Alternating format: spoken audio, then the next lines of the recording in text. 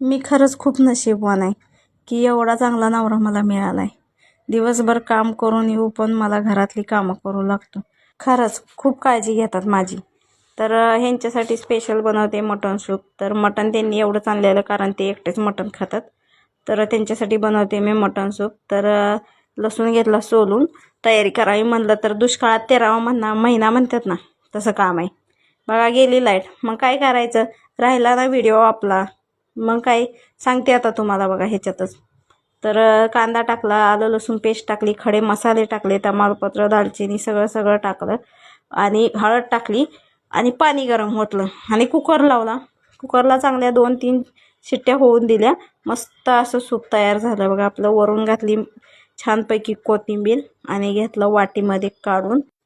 तर चला नवरवाला नेऊन देऊया, कसं वाटतंय त्यांना खाऊन पिऊन बघूया. तर बघा कुशाल चालले फोनवर बोलायचं. तर काय रिॲक्शन नाही, काय नाही, नुसतं घेतलं मग प्यायला चालू करायचं.